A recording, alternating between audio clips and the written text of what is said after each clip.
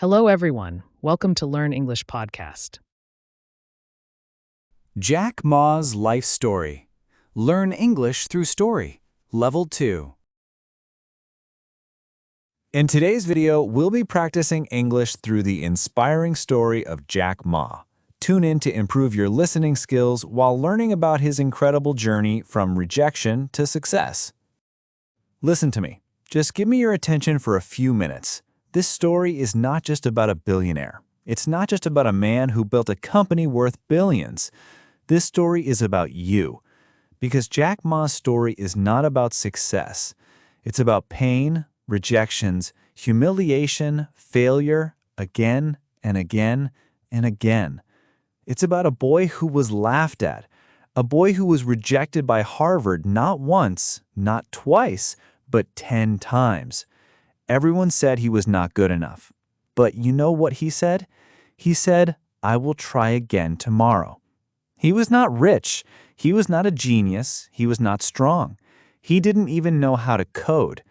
But still, he became one of the richest and most respected men in the world. How?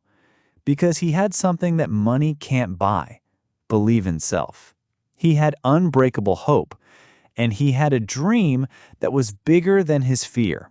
So today I am not telling you a story about Jack Ma. I am showing you that you can rise too. No matter where you are in life, no matter how many times you failed, there is a Jack Ma inside you too. Now sit back, open your heart, and feel every line of this story, because from here, we go deep. His name was Ma Yun. Yes, Jack Ma is not his real name. His real name is Ma Yun, born on the 10th of September 1964 in Hangzhou, China. He was a small boy, thin and weak, with no special talents. His family was not rich. They didn't have a car or TV. They lived in a small house in a narrow street. But you know what made him different? He was curious. He asked questions. He wanted to know more about the world. He grew up at a time when China was still closed off from the rest of the world. No internet, no foreign education, no big dreams. But Jack wanted to see the world. He wanted to understand English. He wanted to connect with people from other countries. So what did he do? At the age of 12, he started riding his bicycle every morning to a hotel, the Hangzhou Hotel. Why? Because that's where foreign tourists came. Every day he woke up at 5 a.m., took his old bicycle, and went to that hotel. He spoke to foreigners. He helped them around the city. He didn't want money. He just wanted to learn English. For 9 years, he did this. Every single morning. For free. Do you see the power in that? Most people want quick success. But Jack was planting seeds for the future. Jack was never a great student. In fact, he failed his exams many times. In middle school, failed twice. In high school, failed 3 times. Even in college entrance exams, he failed 2 times. Can you imagine the pressure? In China, these exams decide your future. If you fail, people think you are useless. But Jack didn't care. He just said, "I will try again tomorrow." He finally, on his 3rd attempt, passed and got into Hangzhou Teachers Institute. He studied English and graduated with a bachelor's degree in English. After graduation, Jack applied to 30 jobs. Every single one said no. He applied to become a police officer. They said, "You are not fit." He applied to KFC. There were 24 people who applied. 23 were hired. Only Jack was rejected. Even a simple hotel job rejected him. He was told, "You are not good-looking enough. You talk too much. You don't have the right skills." Now think, how many people would just give up? How many people would say, "Maybe I'm just not made for success"? But Jack said something different. He said, "I will find my own way." One day, while helping a tourist in Hangzhou, Jack became friends with an American family. They liked him so much, they gave him the nickname Jack because Ma Yun was hard to pronounce. From that day, Ma Yun became Jack Ma. This family also gave him hope. They told him about the world outside, about how life could be different. They even invited him to visit the USA. Jack started dreaming bigger. He applied to Harvard University 10 times. 10 times he got rejected. Most people would feel broken, but Jack laughed and said, "Even if Harvard doesn't want me, the world still needs me." He started learning about the internet. He was 35 years old when he saw the internet for the first time. He typed the word beer in a search engine. He saw American beer, German beer, but no Chinese beer. He thought, how is it possible that my country, with so many people, has nothing on the internet? Then he typed another word, China. Again, almost no results. That night, Jack Ma could not sleep. He sat near the window, staring at the stars. He kept asking himself, why is China not on the internet? Why don't we have anything online? Then slowly a thought came to his mind. Maybe it's because no one has done it yet. Maybe that person could be me. He didn't know much about technology. He didn't know how websites worked. But he knew one thing. There was a problem, and every problem is an opportunity. When Jack returned to China, he had only one goal: to build a company that could help Chinese businesses go online. He borrowed $2,000 from his friends and started his first company called China Pages. It was a simple idea: help small Chinese companies create websites and connect with the world. But there was a big problem. Back then, almost no one in China understood the internet. People didn't trust it. They thought it was a joke. Jack and his team went door to door. They spoke to shopkeepers, manufacturers, small business owners. Most of them had never touched a computer. When Jack explained how the internet could help their business grow, many people laughed. Some even said, "Are you crazy? Who will buy things on a screen?" But Jack didn't stop. He believed in the future. He believed that one day people would shop online, talk online, live online. Still, China Pages didn't do well. It struggled because of too many rules, lack of support, and low trust from people. It was not a success. In fact, it was his first big failure in business. But here's what makes Jack different from others. He didn't cry. He didn't blame the world. He simply said, "Good. One thing failed. I learned from it. Now, let's try again." It was 1999. Jack was now 35 years old. He had just returned from a government project where he worked for a few years trying to help businesses go digital. But deep inside, his own dream was still alive. One day, he invited 17 of his friends to his apartment in Hangzhou. They sat on the floor. There were no chairs, no table, no office. Just passion, just belief, just the burning dream.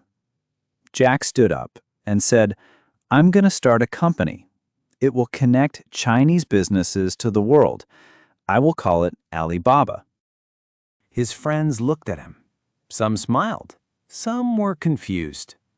One friend asked, "Why Alibaba?" Jack said, "Because everyone knows the story of Alibaba and the 40 Thieves. The password was Open Sesame. My company will open the door to fortune for small businesses." It was a name people could remember. It sounded global, and it had magic inside it.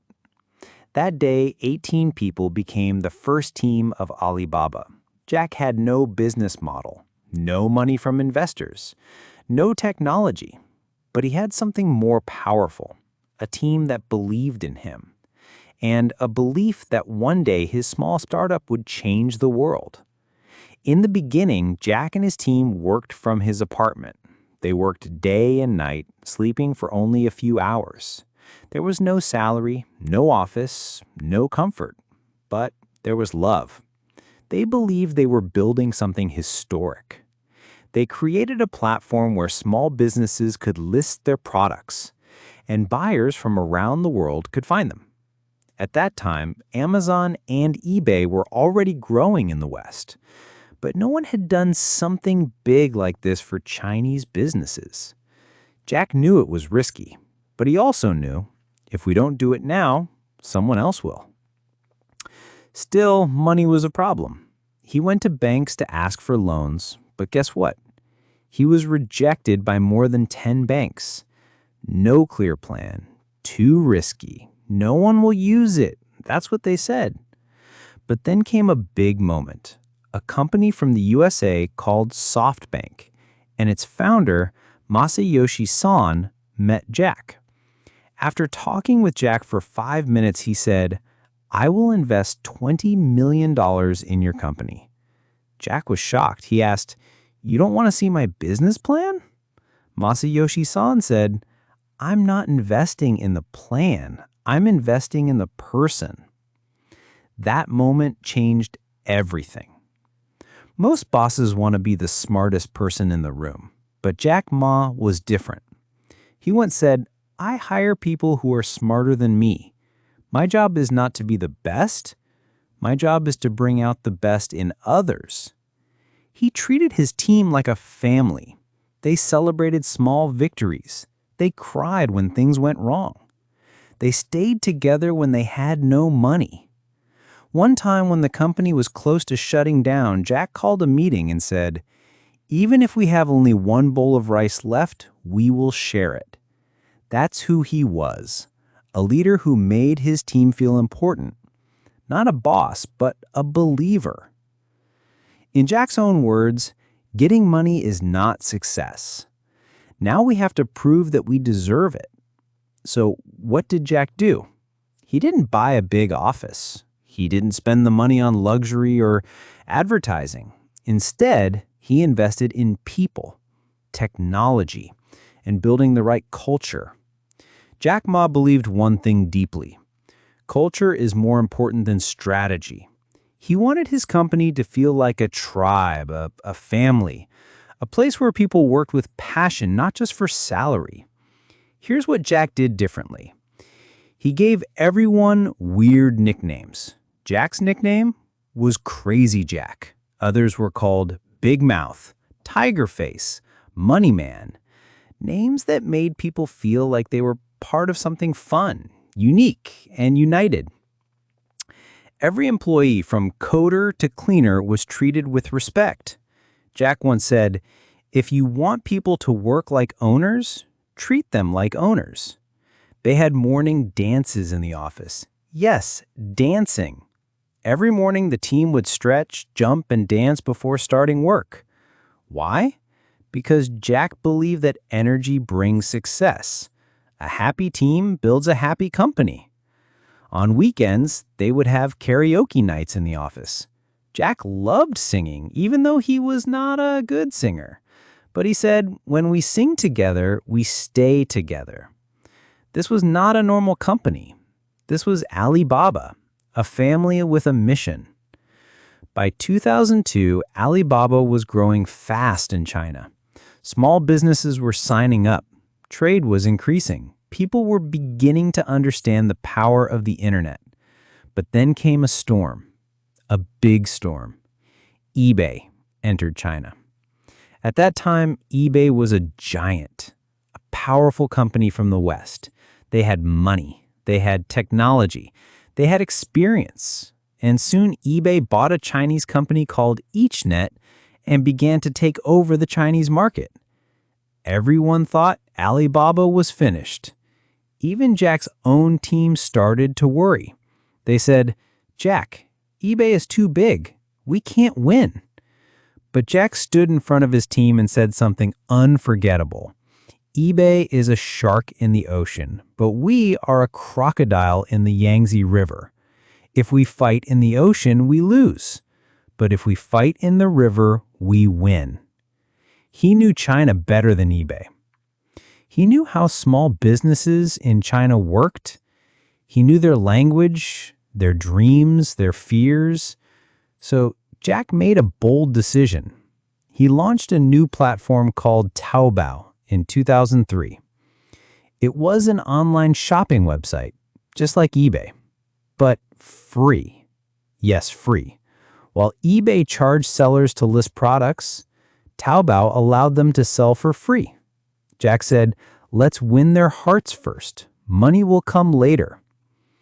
Jack brought together his team and said, "We are not building a website. We are building the future of China." They worked nonstop. They stayed in the office.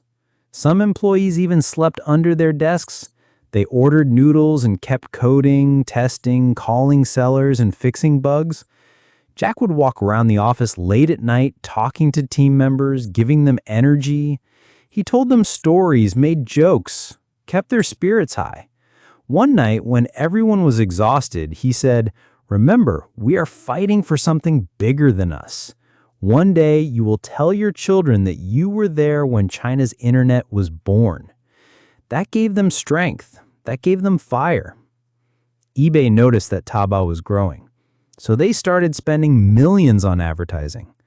They even tried to cut prices, match services, and buy other small competitors.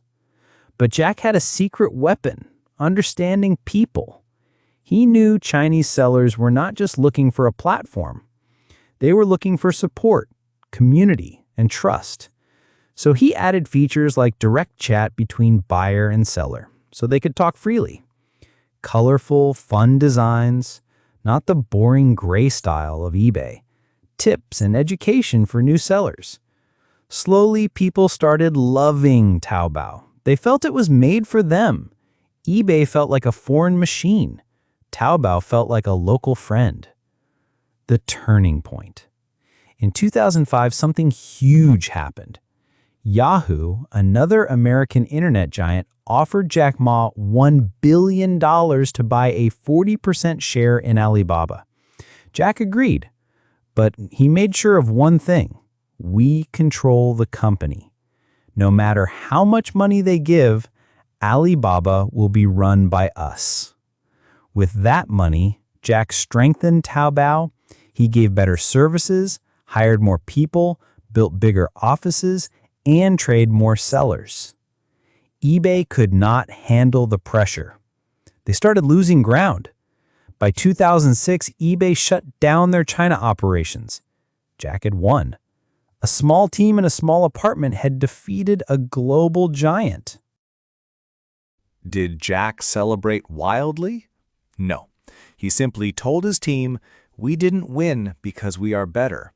We won because we stayed close to the people." Let's never forget that. We are here to serve. That's what made him special. He never let success make him arrogant. He always stayed grounded, always stayed humble. After this big victory, Alibaba expanded quickly. AliExpress was launched to help small businesses sell to international customers. AliCloud was created to compete with Amazon Web Services. Alipay, their payment system, became China's largest online wallet. Jack didn't just build websites. He built an ecosystem, a whole online world. And he still did it with love, joy, and the same passion as day one. People all over the world wanted to hear him speak. Universities like Harvard and Stanford invited him. World leaders wanted to meet him. Students saw him as their hero. And CEOs, they feared him or admired him, sometimes both. But behind all this success, Jack was starting to feel something new. He was tired, not physically, not mentally, but he felt like his mission was bigger than business now. He started thinking about education, about young people, about the future of humanity. And that's when everything began to change. Between 2010 to 2014, Alibaba grew faster than ever. AliExpress became one of the world's biggest platforms for global exports. Alipay, now Ant Financial, grew to become bigger than PayPal. Alibaba Cloud challenged Amazon Web Services in Asia.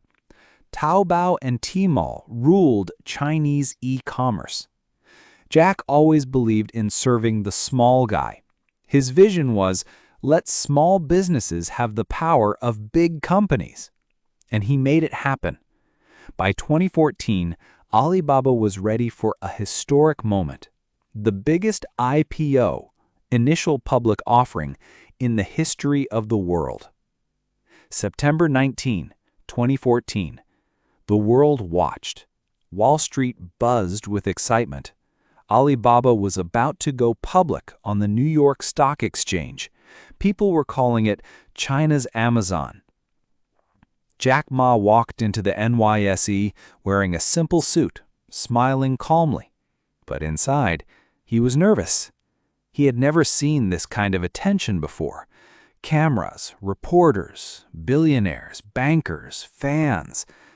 When the IPO opened, Alibaba's value shot up to $231 billion. Jack Ma became the richest man in China overnight.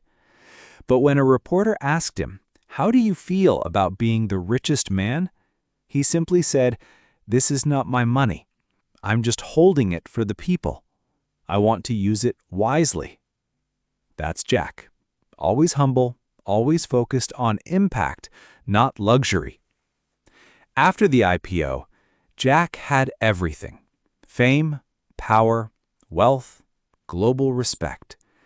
But his heart was moving in a different direction now. He wanted to change education. He wanted to help young people become dreamers, leaders, and kind humans. So he started the Jack Ma Foundation. He began visiting schools in poor areas.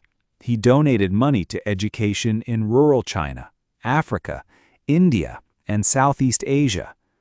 He taught kids to believe in themselves, just like he once believed when the world said no. Jack Ma said, "If I have to choose between being a billionaire or being a teacher, I choose teaching." He even started giving speeches to teenagers, saying things like, "Don't chase money, chase learning. Don't fear failure, learn from it. Don't try to be the best, be the most unique." People began to call him the teacher billionaire.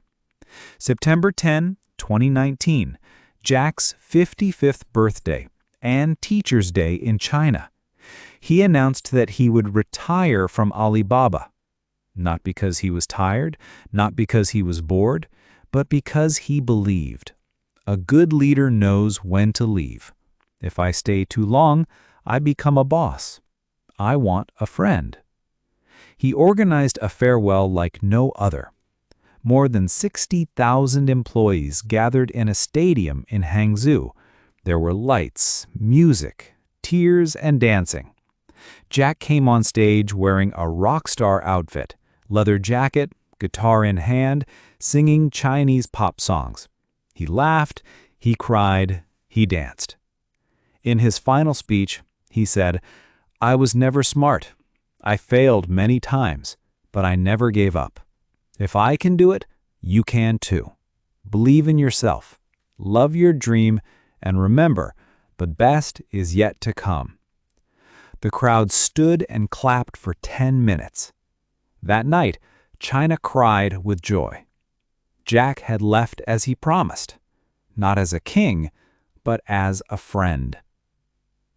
The mysterious disappearance. He spoke at universities, he explored Africa, he launched programs for rural teachers, he focused on philanthropy. But in late 2020, something strange happened. Jack gave a speech in Shanghai. He criticized the Chinese financial system and said it needed reform. Soon after that, Jack Ma disappeared from public view. No interviews, no speeches, no tweets, no sightings. For 3 full months, the world didn't know where he was. Rumors started flying. Was he arrested? Was he in house arrest? Was he warned by the government? Nobody knew. Even international media like CNN and BBC asked, "Where is Jack Ma?" Then one day, he reappeared in a short video, calm and smiling. But something had changed. He looked tired. His voice was soft. He said he was focusing on teaching and philanthropy now. Many believe he was forced to stay quiet after speaking against the system, but Jack never confirmed or denied anything. He simply stepped back, and that became part of his legend. Jack Ma's net worth and wealth. Jack Ma's net worth has changed over time due to stock market changes, government pressure, and his own choice to step away from business. At his peak, his net worth was around $60 to $70 billion, making him the richest man in China. Even after stepping back, he still holds billions in assets, investments, and shares in Alibaba and Ant Group. But you know what's surprising? He doesn't live like a billionaire. He still wears simple clothes, avoids luxury cars, and lives quietly. Because to Jack Ma, success isn't about money. It's about making a difference. Jack Ma is married to Zhang Ying, his college sweetheart. They met at Hangzhou Normal University. She once said in an interview, "He's not a handsome man, but I fell in love with his thinking. I knew he would do something great." They have 3 children, and Jack tries to keep his family life very private. He loves reading, traveling, and spending time with young students and teachers. After retirement, he started teaching again, not in big universities, but in small rural schools where the need is real, because that's the Jack Ma way. Go where you are most needed, not most celebrated. Jack Ma is known for giving some of the most powerful motivational speeches ever. His speeches are simple, emotional, full of humor, and unforgettable. Here are a few of his life-changing quotes. "If you don't give up, you still have a chance. Giving up is the greatest failure. Help young people. Help small guys, because small guys will be big. Young people will have the seeds you bury in their minds, and when they grow up, they will change the world. Today is hard, tomorrow is harder, but the day after tomorrow is beautiful."